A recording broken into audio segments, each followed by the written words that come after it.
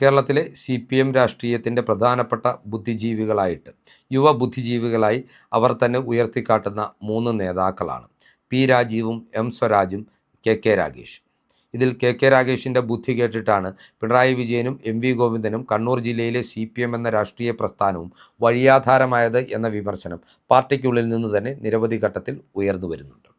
K Ragesh ബുദ്ധിജീവിയൊന്നുമല്ല എങ്കിലും പിണറായി വിജയൻ്റെയും മറ്റു നേതാക്കളുടെയും മൂട് താങ്ങിയായതുകൊണ്ട് പലപ്പോഴും വലിയ അധികാര പദവികളിലേക്ക് എത്തുവാൻ CPM അദ്ദേഹത്തെ സഹായിച്ചിട്ടുണ്ട്. SFIയുടെ സംസ്ഥാന അധ്യക്ഷനായിരുന്ന കെ രാഗേഷ് പിന്നീട് രാജ്യസഭയിലേക്ക് CPMനാൽ നിയോഗിക്കപ്പെടുകയും 6 വർഷം അവിടെ സുത്യർഹ സേവനം അനുഷ്ഠിക്കുകയും ചെയ്തു. സുത്യർഹ സേവനം എന്ന് ഞാൻ പറയുന്നത് കെ രാഗേഷ് രാജ്യസഭയിലൊന്നും പോയി പ്രത്യേകിച്ച് ഒരു കാര്യവും പറയാതിരുന്നതിനാൽ മലയാളികൾക്ക് റഹീമിനെ പോലെ നാണക്കേടുണ്ടാക്കിയ ഒരു കഥാപാത്രമല്ല എന്നുള്ളത് കൊണ്ടാണ്.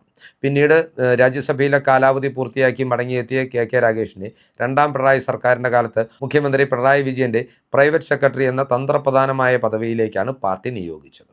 അതിനുശേഷം ആ പദവി അദ്ദേഹം ഒഴിയുന്നത് CPMൻ്റെ പാർട്ടി ഘടനയിലെ ഏറ്റവും പ്രധാനപ്പെട്ട പോസ്റ്റുകളിലൊന്നായ കണ്ണൂർ ജില്ലാ സെക്രട്ടറി പദവിയിലേക്ക് അദ്ദേഹത്തെ നിയോഗിച്ചപ്പോഴാണ്.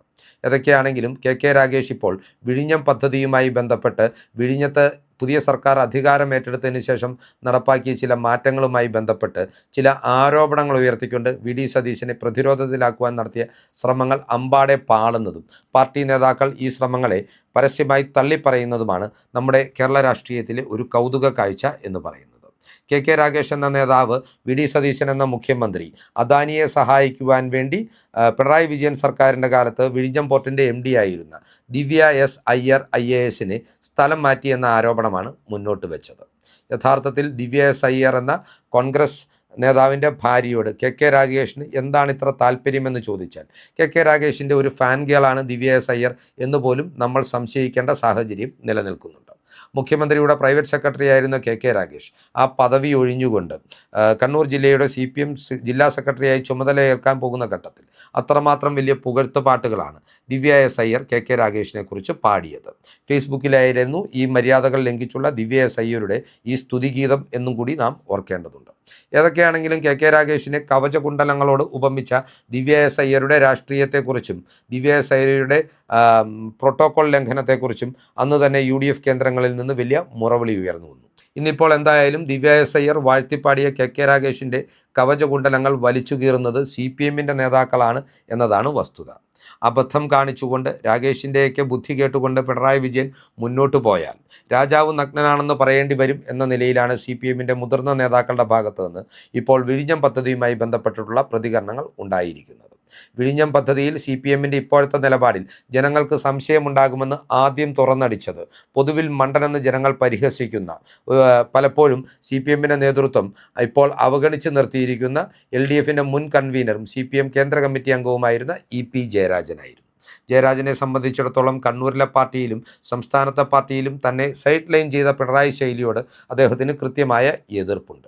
അതുകൊണ്ട് തന്നെ ജയരാജൻ്റെ പ്രതികരണം അത്രമാത്രം കാര്യമാക്കുവാൻ മാധ്യമങ്ങളും ജനങ്ങളും ശ്രമിച്ചില്ല എങ്കിൽ കൂടിയും അതിന് തൊട്ടു പിന്നാലെ വന്ന 2 പ്രതികരണങ്ങൾ കേരള രാഷ്ട്രീയത്തിലെ രാഷ്ട്രീയ നിരീക്ഷകരെയും മാധ്യമപ്രവർത്തകരെയും അമ്പരപ്പിച്ചിരിക്കുകയാണ്. CPMൻ്റെ 2 പ്രധാനപ്പെട്ട വനിതാ നേതാക്കളാണ് കെ രാഗേഷിനെതിരെ ആഞ്ഞടിച്ചുകൊണ്ട് രംഗത്തെത്തിയിരിക്കുന്നത്. കെ രാഗേഷിൻ്റെ ഈ ആരോപണം, അതായത് ദിവ്യ S അയ്യരെ സ്ഥലം മാറ്റിയത് അദാനിയെ സഹായിക്കാൻ വേണ്ടി മുഖ്യമന്ത്രി ചെയ്ത ഒരു നടപടിയാണ് എന്ന ആരോപണം പാടെ ഇവർ രണ്ടുപേരും തള്ളിക്കളഞ്ഞിരിക്കുകയാണ്. നമുക്കറിയാം കേരളത്തിലെ CPMൻ്റെ സ്വീകാര്യതയുള്ള 2 മുഖങ്ങളാണ്, 2 വനിതാ മുഖങ്ങളാണ്. കെ ശൈലജ ടീച്ചറും PK ശ്രീമതി ടീച്ചറും. ബിന്ദുവിനെയും വീണ ജോർജിനെയും പോലെ ജനങ്ങളാൽ വെറുക്കപ്പെടുന്ന കഥാപാത്രങ്ങളല്ല ഇവർ എന്നുള്ളതും വസ്തുതയാണ്. അതിനാൽ തന്നെ ഇവരുടെ വാക്കുകൾക്ക് പരസ്യമായിട്ടുള്ള നിലപാട് പറച്ചിലിന് CPM രാഷ്ട്രീയത്തിനുള്ളിലും വലിയ പ്രത്യാഘാതങ്ങൾ ഉണ്ടാകും, അതിന് വലിയ മാനങ്ങളുണ്ട് എന്ന കാര്യത്തിലും തർക്കം വേണ്ട. ഏതൊക്കെയാണെങ്കിലും നമ്മുടെ ഈ വനിതാ നേതാക്കളായിട്ടുള്ള കെ ശൈലജ ടീച്ചറും PK ശ്രീമതി ടീച്ചറും എന്തൊക്കെയാണ് കെ രാഗേഷിൻ്റെ പ്രതികരണത്തോട് നടത്തിയ പ്രതികരണങ്ങൾ എന്നൊന്ന് നമുക്ക് വിലയിരുത്തേണ്ടതുണ്ട്.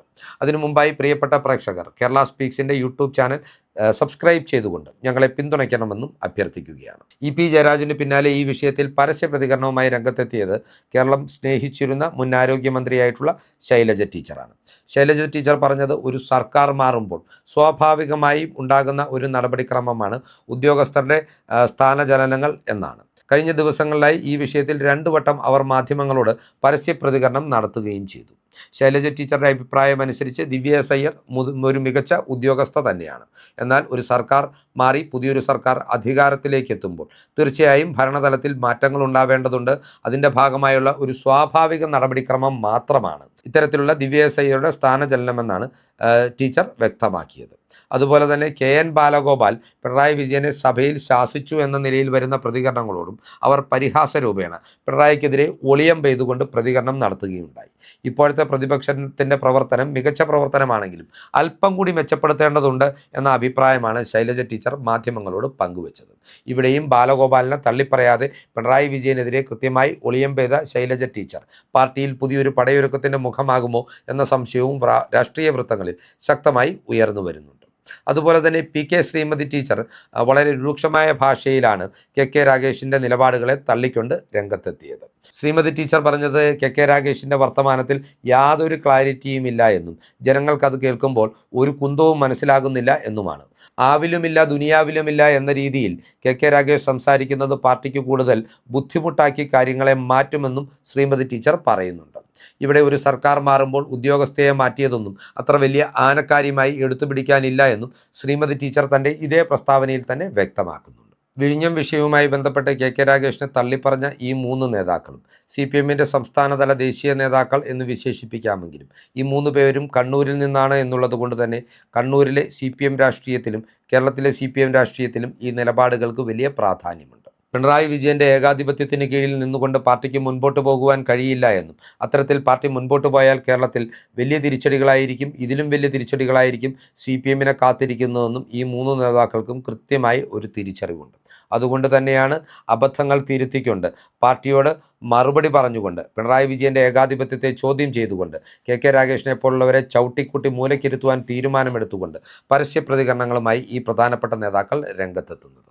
അല്ലെങ്കിലും ഒന്ന് ഓർത്തു നോക്കുക, എത്രമാത്രം ബാലിശമായ വാദമുഖങ്ങൾ ഉന്നയിച്ചുകൊണ്ട് തീർത്തും വിദ്യാർത്ഥി രാഷ്ട്രീയത്തിൽ പോലും പ്രവർത്തിക്കുന്ന നേതാക്കൾ കാണിക്കുന്ന പക്വതയേക്കാൾ താഴ്ന്ന നിലയിലുള്ള നിലവാരത്തിലുള്ള രാഷ്ട്രീയ തന്ത്രങ്ങൾ പയറ്റിക്കൊണ്ട് VD സതീശനെ പോലൊരു ജനകീയനായ മുഖ്യമന്ത്രിയെ മൃഗീയ ഭൂരിപക്ഷത്തോടുകൂടി അധികാരത്തിലിരിക്കുന്ന UDFനെ നേരിടുവാനിറങ്ങുന്നവർ എത്രമാത്രം വലിയ മണ്ടന്മാരാണെന്ന് ഇത് പാർട്ടി അണികളും പാർട്ടിയുടെ പിണറായി ഭക്തരല്ലാത്ത നേതാക്കളും കൃത്യമായി തന്നെ തിരിച്ചറിയുന്നുണ്ട്.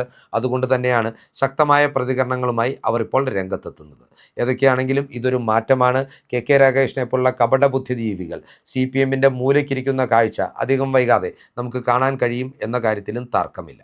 EP ജയരാജനെ പോലെ മികച്ച സംഘാടകനെയും KK ശൈലജയെയും PK ശ്രീമതിയെയും പോലുള്ള ജനകീയ നേതാക്കളെ ഒഴിവാക്കി നിർത്തിക്കൊണ്ട് പാർട്ടിയിൽ സൈഡ് ലൈൻ ചെയ്തുകൊണ്ട് പാർട്ടിക്കുള്ളിൽ ഏകഛത്രാധിപതിയായി പിണറായിയുടെ ഒരു യുഗം ഇനി അധികകാലം തുടരുകയില്ല എന്ന് തന്നെയാണ് CPMൻ്റെ അണിയറകളിൽ നിന്ന് തന്നെ കിട്ടുന്ന സൂചനകൾ വ്യക്തമാക്കുന്നത്.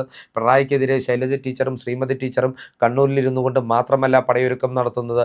ആലപ്പുഴയിൽ തോമസ് ഐസക്കും കൊല്ലത്ത് CPMൻ്റെ ദേശീയ സെക്രട്ടറി ആയിട്ടുള്ള MA ബേബിയും അതുപോലെ തന്നെ നിയമസഭയിൽ ഇപ്പോൾ പ്രതിപക്ഷ ഉപനേതാവായി പ്രവർത്തിക്കുന്ന KN ബാലഗോപാലും പാർട്ടിയുടെ പ്രധാനപ്പെട്ട ബുദ്ധിജീവിയായ P രാജീവും വരെ ഇപ്പോൾ പിണറായിക്കെതിരാണെന്നാണ് അറിയുവാൻ കഴിയുന്നത്. P രാജീവിനെ സംസ്ഥാന സെക്രട്ടറി ആക്കിക്കൊണ്ടും അതായത് ഗോവിന്ദൻ മാസ്റ്ററെ പുറത്താക്കിക്കൊണ്ട് രാജീവിനെ സംസ്ഥാന സെക്രട്ടറി ആക്കിക്കൊണ്ടും അതുപോലെ KN ബാലഗോപാലിനെ പ്രതിപക്ഷ നേതാവാക്കിക്കൊണ്ടും അവരോധിക്കുന്ന ഒരു പിണറായി യുഗത്തിന് തടയിടുവാനുള്ള ശ്രമങ്ങൾ CPMൻ്റെ നേതൃതലത്തിൽ തന്നെ ശക്തമായി രൂപപ്പെടുന്നുണ്ടെന്നും സൂചനകളുണ്ട്. ഏതൊക്കെയാണെങ്കിലും ഈ നീക്കങ്ങൾ എത്രമാത്രം വിജയത്തിലേക്ക് എത്തും എന്നുള്ളതിനെ ആശ്രയിച്ചിരിക്കും കേരളത്തിലെ ഇടതുപക്ഷ രാഷ്ട്രീയത്തിൻ്റെയും CPMൻ്റെയും നിലനിൽപ്പ് എന്ന കാര്യത്തിലും തർക്കം വേണ്ട. ഈ രാഷ്ട്രീയ ചിന്തകൾ പ്രേക്ഷകർക്കായി പങ്കുവെച്ചുകൊണ്ട് ഈ വീഡിയോ ഇവിടെ അവസാനിപ്പിക്കുകയാണ്. കൂടുതൽ രാഷ്ട്രീയ വാർത്തകൾക്കും വിശകലനങ്ങൾക്കുമായി ഞങ്ങളുടെ ചാനൽ സബ്സ്ക്രൈബ് ചെയ്യുക. നന്ദി.